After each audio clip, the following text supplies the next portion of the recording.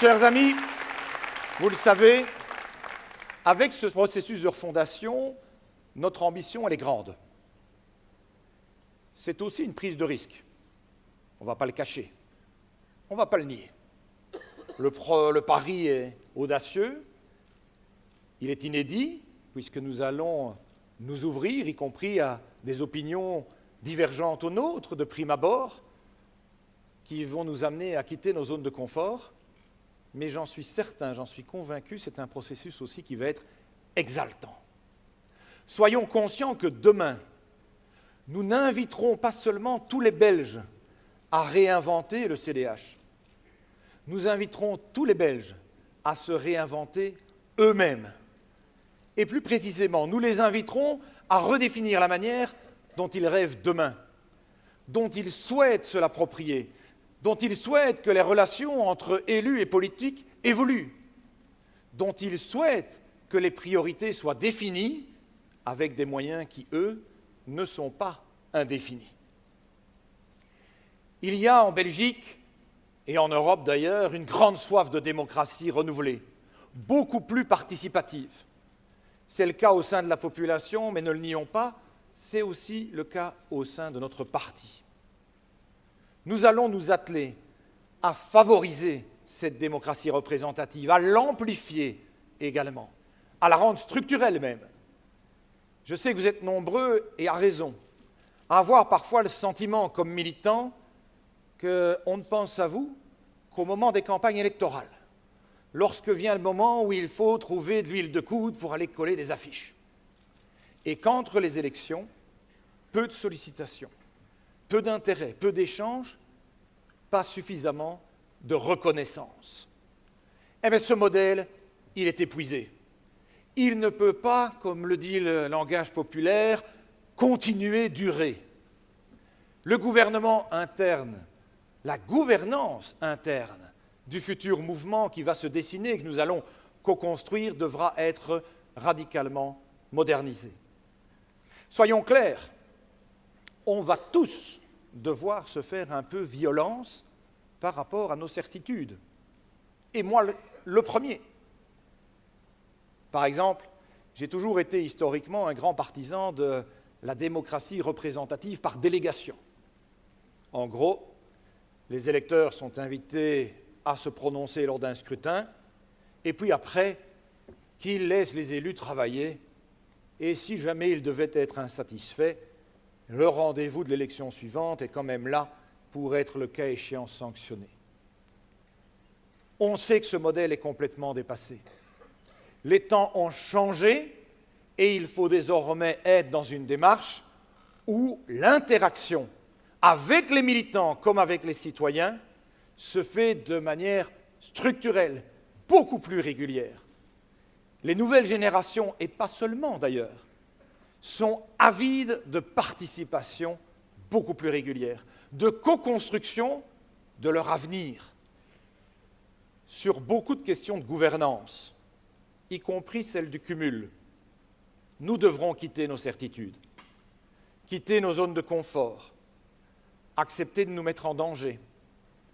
Sur les questions sociétales aussi, n'oublions jamais que tous les progrès sont toujours nés du changement. Le changement, on peut soit le nier, soit le combattre, soit le subir, ou au contraire, le changement, on peut l'incarner, on peut le favoriser, on peut le co-construire. Et c'est le pari que nous faisons.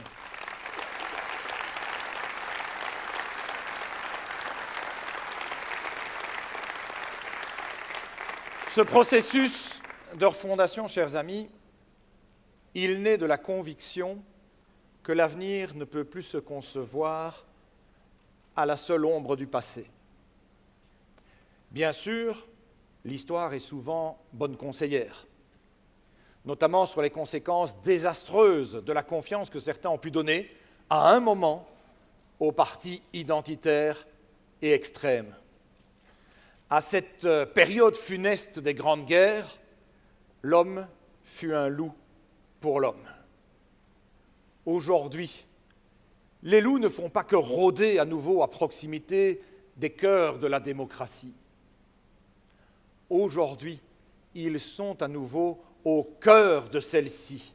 Ils disposent de représentations parlementaires de plus en plus nombreuses aux quatre coins de l'Europe et chez nous aussi. La dignité et la noblesse de l'action politique, c'est de pouvoir, avec force, hurler contre les loups et non pas hurler avec les loups, brossant les gens dans le sens du poil, flattant le populisme à bon compte. C'est si simple, mais c'est tellement lâche.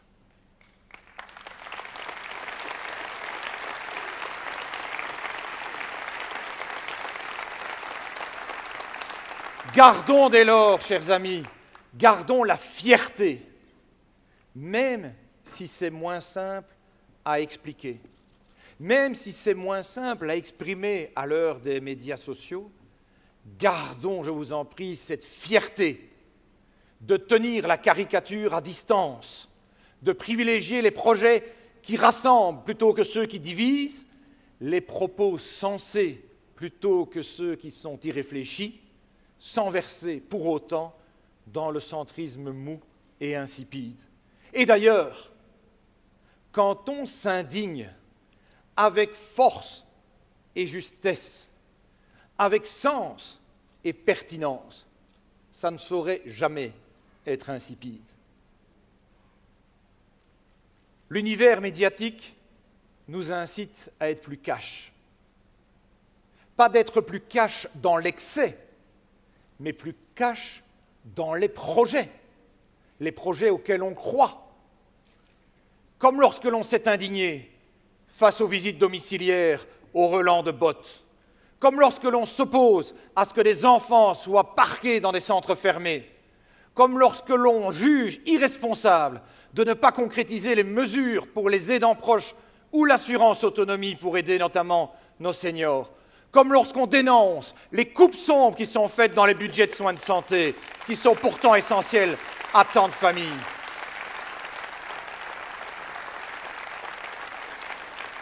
Comme lorsque nous nous élevons pour dire combien nous souhaitons favoriser la vie et la dignité des familles monoparentales, recomposées ou handicapées, qui sont toutes confrontées à des fragilités, ou quand nous estimons enfin que la cause de la lutte contre les violences faites aux femmes doit s'ériger en cause nationale.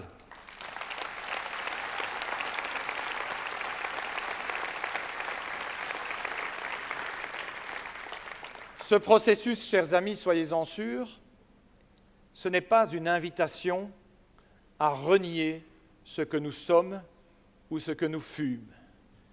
Et si d'ailleurs nous avons connu autant de fierté et dignité dans l'action que nous avons pu incarner, y compris ces 2 dernières décennies, lorsque c'était sous la bannière CDH, c'est aussi parce qu'à l'époque, une grande dame nous a amenés sur cette voie et nous a emportés. Et je tiens, parce que je l'ai vue, qu'elle est là à nos côtés pour soutenir cette démarche, lui rendre aussi hommage. Merci à toi, ma chère Joëlle.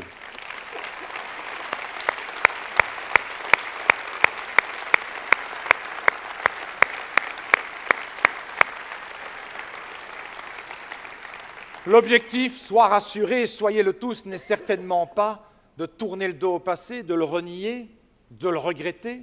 Nous pouvons chacun, la tête haute, être fiers de nos convictions et de nos actions. Mais un parti ne peut pas offrir comme projet la défense d'un héritage. Il doit incarner un espoir. Il doit porter les gens vers de nouveaux horizons. Maria Montessori, qui était médecin et une grande pédagogue au début du siècle dernier, l'a d'ailleurs dit avec beaucoup de pertinence. N'élevons pas nos enfants pour le monde d'aujourd'hui. Ce monde aura changé lorsqu'ils seront grands. Nous devons donc nous remettre en mouvement, un mouvement résolument positif, et façonner avec les citoyens de nouvelles et belles utopies. Il va falloir que nous changions de lunettes. Les nouvelles générations ne pensent plus à travers un logiciel gauche-droite, celui-là même que nous trouvons, nous, centristes, obsolètes depuis longtemps d'ailleurs, mais que beaucoup, dans l'univers politique ou médiatique, s'évertuent pourtant à greffer sans cesse sur tout débat.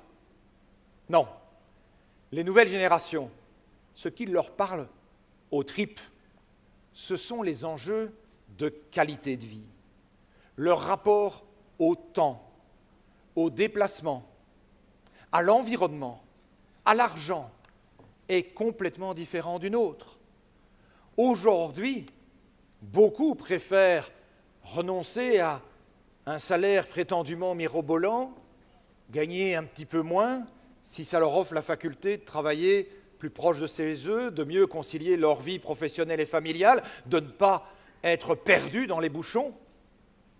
Ceux-là en ont le choix, mais n'oublions jamais ceux pour qui trouver d'abord un travail avant de se poser la question aussi de cette renonciation à quelques deniers pour la qualité de vie reste le premier des combats et nous continuerons bien entendu à le mener avec eux et pour eux.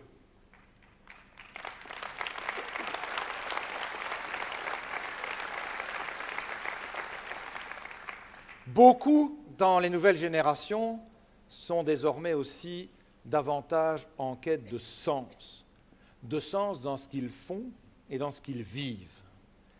Et c'est ce que Laurent exprimait d'ailleurs tout à l'heure, de la qualité plutôt que de la quantité. Les nouveaux clivages de ce siècle sont ceux entre repli identitaire ou ouverture aux autres, au monde, aux migrants, à ceux qui sont différents. C'est aussi le clivage entre une conscience écologique puissante ou un climato-scepticisme. C'est celui entre la révolution digitale qui est perçue comme une opportunité ou bien comme le défi numérique vécu comme absurdité. Changeons donc nos lunettes. Tous les partis traditionnels doivent changer les leurs, changer notre regard.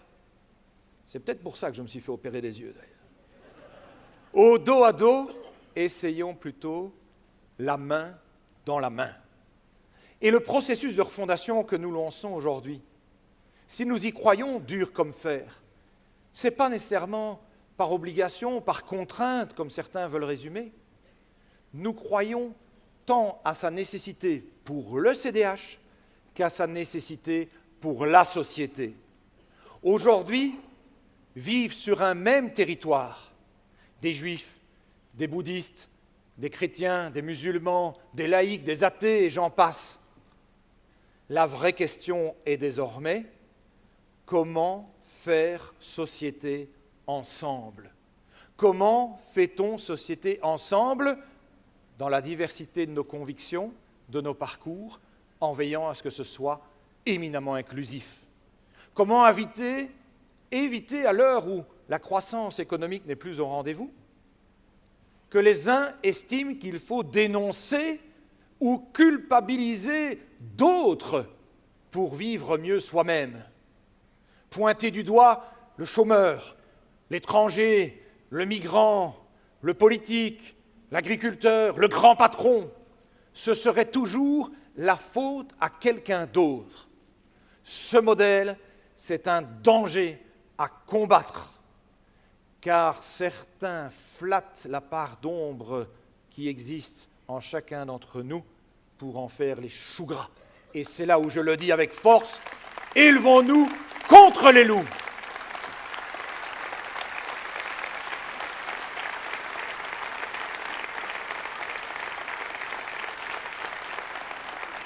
Je vais continuer de vous parler franchement. Le monde, on le sait, on le voit, a mal à la tête. La Belgique aussi. Je vais même être un petit peu plus cash. Aujourd'hui, la Belgique ne fonctionne plus correctement. Il faut changer aussi son logiciel. Oh, pas pour la dépecer, bien entendu, et encore moins pour la détruire. Ça, jamais pour ce qui nous concerne.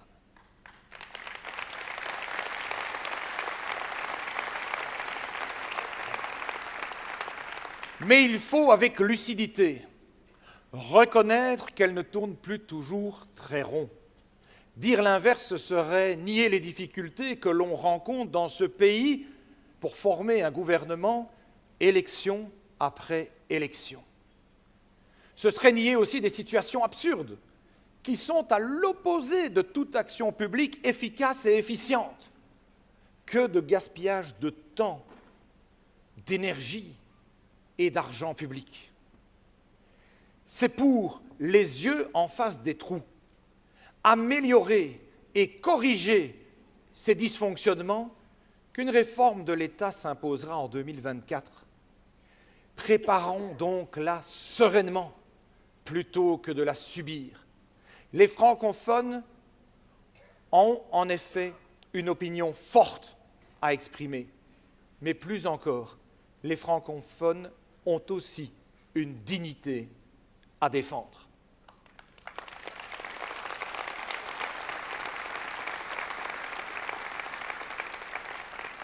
Mais bien plus qu'une réforme de l'État,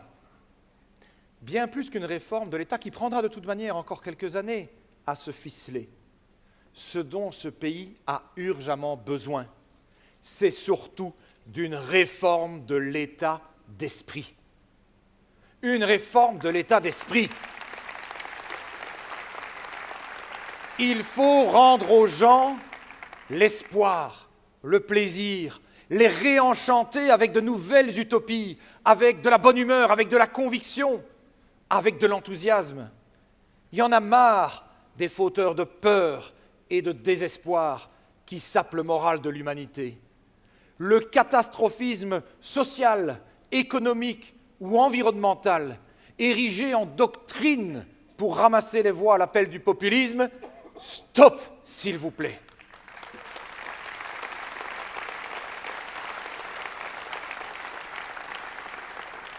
Il est venu le temps d'un nouveau mouvement. Il est venu le temps d'un mouvement de l'optimisme, un combat autour de ce qui bâtit l'être humain, ce qui l'élève, ce qui donne sens à son engagement. J'entrevois pour ma part 7 réenchantements nécessaires, 7 combats à mener pour que nos vies soient meilleures. Le combat de l'esprit. Nous devons remettre au cœur de notre société le savoir, l'apprentissage, l'éducation, l'art, la possibilité d'être pleinement dans la réalisation de soi, de ses talents et de ses rêves. Retrouver la fierté, que nous soyons toutes et tous des femmes et des hommes debout, éduqués, et cela à tout âge de la vie, et a fortiori si on en a pour 120 ans. La culture, l'éducation permanente et citoyenne, ce sont les clés de voûte de notre projet de société, le chemin nécessaire pour pouvoir aussi comprendre les autres. Le combat pour le corps. Nous devons retrouver la certitude que nous sommes en sécurité, protégés des violences, et je pense en particulier aux violences conjugales ou familiales, par une justice et une police enfin valorisées. Nous devons avoir la certitude que notre corps, on peut aussi le soigner, accéder aux soins de santé, financièrement, près de chez soi, et rapidement. Et puis nous devons aussi pouvoir prendre soin de ce corps par notre alimentation plus saine, le fait de vivre dans un logement salubre, la chance d'habiter un environnement non pollué. Avoir du temps aussi pour faire du sport, pour se mettre en mouvement, pour se relaxer, pour se détoxifier. Se sentir en sécurité et voir ses besoins de base rencontrés, c'est l'élément nécessaire à une société juste sur laquelle on peut tous rebondir pour se déployer. Le combat aussi du temps. Nous devons en finir avec la sensation que le sablier égrène trop vite ses grains. Nous ressemblons trop au lapin d'Alice au pays des merveilles, ballotté entre boulot, enfants, aller aménager, les courses, le docteur, la galette à nénène et le petit au basket. Nos vies sont de plus en plus remplies et nos déplacements de plus en plus lents, embouteillés. Tout cela, ça rend fou. Le temps doit reprendre un rythme, celui que nous sommes capables de soutenir dans nos corps, dans nos têtes, dans nos vies, à notre travail. Ne plus avoir le sentiment de gaspiller le temps à de la paperasse inutile, voire incompréhensible, à être englué plutôt que d'avancer. Ne plus perdre de temps à des activités sans cesse, mais retrouver le plaisir de partager du temps qui fait sens pour soi, pour sa famille, pour ses engagements. Le combat aussi pour la nature. Nous devons vivre ici, maintenant, sur cette planète.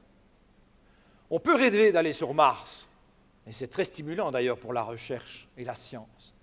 Mais jusqu'à preuve du contraire, nous n'avons qu'une seule grande maison, avec un grand M, celle qui n'est pas remplaçable.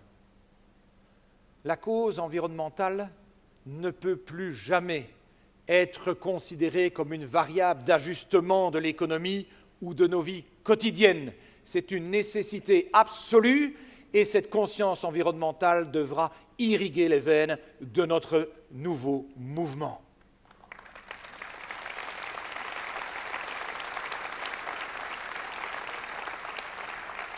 Que l'on choisisse de vivre à la campagne ou en ville, nous voulons des cadres de vie agréables, sans pollution, avec des potagers et des abeilles, des haies et des oiseaux, des environnements quotidiens sans danger, remplis d'opportunités de s'émerveiller, de goûter à des produits de qualité, faits avec soin par nos artisans et agriculteurs, qui méritent un respect qui tend à s'étioler de manière inacceptable.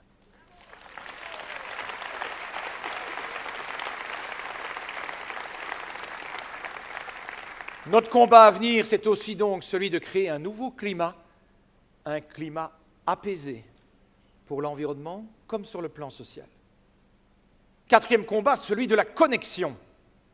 Nous devons choisir d'en faire une opportunité pour résoudre certains des défis auxquels nous sommes confrontés. La mobilité, par exemple. Mais nous devons trouver aussi comment aménager nos territoires pour bénéficier des apports numériques et technologiques sans créer de nouvelles formes de pollution ou de nouvelles formes de fractures sur le plan des échanges avec les citoyens. Pas d'aliénation non plus. Et c'était là le sens de la question de Madame tout à l'heure. L'objectif n'est pas que l'homme, de manière servile, s'efface au profit de la machine. Et c'est là où j'ai compris votre remarque de veiller à ce que nous soyons complémentaires et pas soumis à celle-ci. Nous devons aussi éviter de créer de nouveaux clivages entre les ruraux et entre les citadins, permettre l'accès à tous, à tout temps, à des technologies de pointe, tout en préservant aussi la vie privée et évitant le gavage de quelques grands géants américains ou chinois, comme M. Ferry nous l'a rappelé tout à l'heure. La technologie ne peut pas nous aliéner, ni nous cliver. Elle doit favoriser la connexion, nous relier et être aussi, si pas d'abord, à notre service. Le combat de l'initiative. Nous devons soutenir l'initiative, l'audace, la créativité, trouver comment permettre aux nouvelles générations formées à penser, à se montrer curieuses et à utiliser cette manière de faire une fois sorties de l'école. C'est aussi comme cela que nous répondrons à une attente forte, un travail qui épanouit et qui fait sens, un travail qui libère, qui crée une identité positive dans la réalisation et l'accomplissement. Le travail reste plus que jamais, je le dis, une valeur à défendre. Le goût d'entreprendre est si savoureux. donnons alors à tous l'envie d'y plonger les lèvres. L'initiative associative ou non marchande est si belle aussi, très créative, source de valeur ajoutée sociétale. Monsieur Dombes est un grand témoin aujourd'hui parce qu'il a accepté de se laisser gagner par cette soif d'entreprendre, dédoublée d'une grande utopie. Nourrissons-nous aussi de ces nouvelles utopies pour aller de l'avant. Et enfin, et ce n'est pas des moindres, le combat des générosités. Nous devons retrouver une fierté à être solidaires. Nous devons être fiers d'être solidaires les uns avec les autres. Il n'est pas normal que 1% de la population mondiale détienne la moitié des richesses mondiales. La Sécu, elle doit continuer à exister et surtout, elle doit aussi continuer à être positivement réinventée pour répondre aux enjeux à venir. Celui du vieillissement, la perte d'autonomie, mais aussi l'augmentation des maladies liées au stress et au burn-out, les nouvelles demandes de congés parentaux, notamment pour être disponibles pour ces enfants malades ou les personnes handicapées, pour ces petits-enfants aussi. Et puis aussi la générosité envers ceux qui viennent ici, fouillant un pays en guerre ou fouillant la misère. Et cette générosité, nous devons en être fiers et l'incarner à l'égard de ceux qui sont fragilisés, quel que soit le moment de leur vie, par la maladie, par une perte d'emploi, par la création d'une entreprise qui tarde peut-être à démarrer. La générosité, nous devons aussi l'avoir en partageant nos idées, nos rêves, nos valeurs, en allant vers les autres pour discuter et accepter de se laisser bousculer.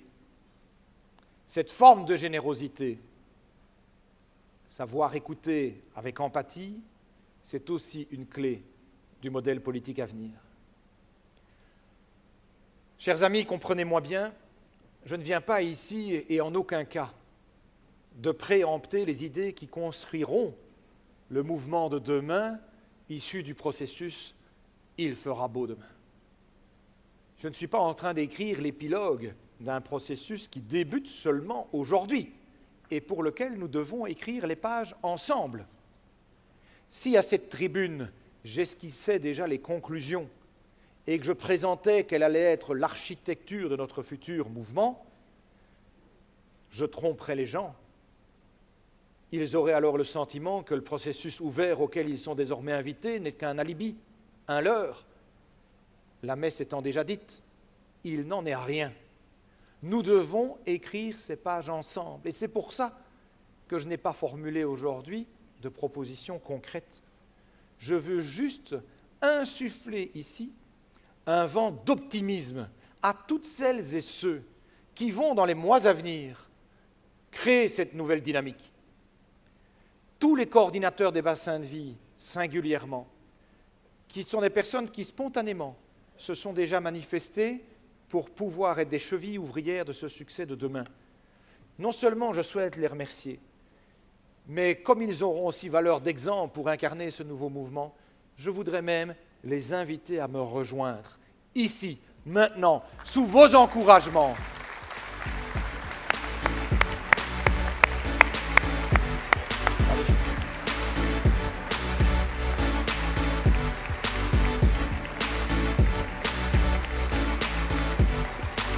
Merci.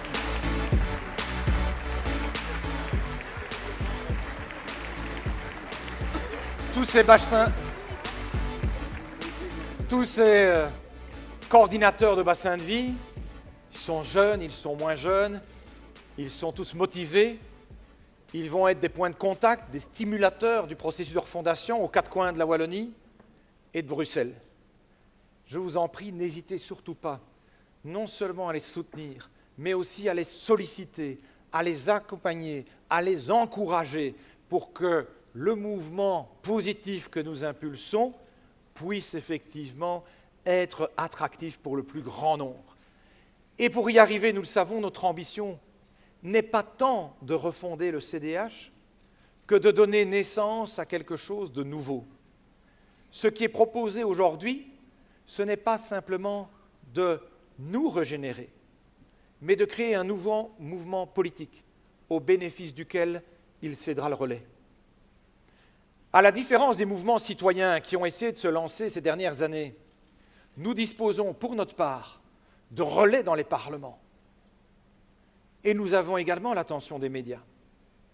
C'est pourquoi nous tendons aujourd'hui la main aux citoyens qui souhaitent se réapproprier l'action politique, qu'ils partagent ou non nos sensibilités, qu'ils soient critiques, voire même en colère avec la politique. Nous leur proposons de co-construire un nouveau mouvement politique positif, en rassemblant autour de valeurs et de projets, plutôt qu'autour de dogmes et de slogans.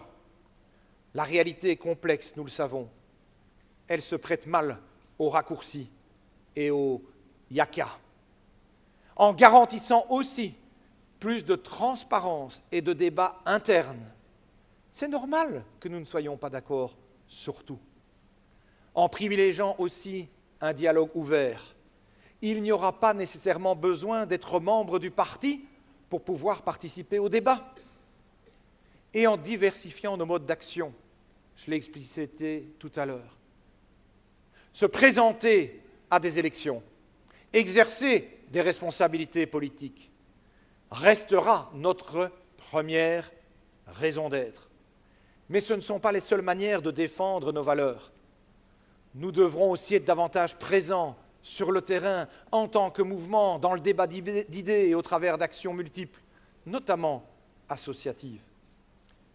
En refusant de devenir, comme le sont trop souvent aujourd'hui les partis politiques traditionnels, des instruments de conquête et d'occupation du pouvoir à tout prix, et parfois même à n'importe quel prix, plutôt que d'être porteurs d'une vision de société et d'un idéal politique que nous allons façonner ensemble avec enthousiasme.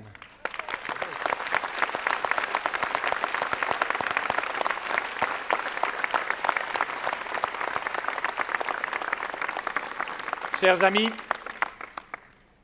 la Refondation, c'est une invitation au voyage, qu'il soit en train ou en avion. Je ne peux pas encore vous dire où celui-ci va nous mener. La destination d'arrivée, d'ailleurs, ne nous appartient pas exclusivement. Ce n'est pas nous seuls, membres du CDH, mais l'ensemble des participants au processus de la refondation qui prendront les décisions finales, qui co-construiront ce que nous serons demain. Et c'est d'ailleurs là toute la différence avec ce que d'autres partis font. L'ouverture. Nous n'allons pas nous redéfinir uniquement en interne, dans l'entre-soi, en espérant finalement s'être mieux convaincus nous-mêmes que nous avions raison, en espérant être devenus spontanément plus attirants, plus convaincants. Nous commencerons par nous ouvrir, par renoncer à nos certitudes, pour inviter toutes celles et tous ceux qui le veulent à contribuer à vivre mieux demain, à venir ensemble construire ce nouveau mouvement. Nous faisons résolument ce pari de l'intelligence collective. Et ce qui est certain, c'est que nous allons changer. Notre parti va changer sincèrement et profondément. Nous devons avoir de l'audace. La réussite a toujours été un enfant de l'audace. C'est Camus qui disait « Allez toujours trop loin, car c'est là que vous trouverez la vérité. » Alors je lance donc un appel aux citoyens, aux citoyennes, à la société civile, à tous les Belges. Allons loin ensemble. Soyez curieux. Renoncez peut-être aux préjugés que vous avez sur ce que nous sommes. Ce que nous allons devenir va dépendre aussi de vous. Rejoignez ce mouvement positif, ouvert à tous, pour changer en mieux la vie, votre vie et celle de nos petits-enfants et enfants. Partez donc avec tous ces jeunes et moins jeunes motivés derrière nous, tous ces militants engagés, passionnés, sur la route de nouveaux enjeux positifs et constructifs pour notre société d'aujourd'hui, mais encore plus pour notre société de demain.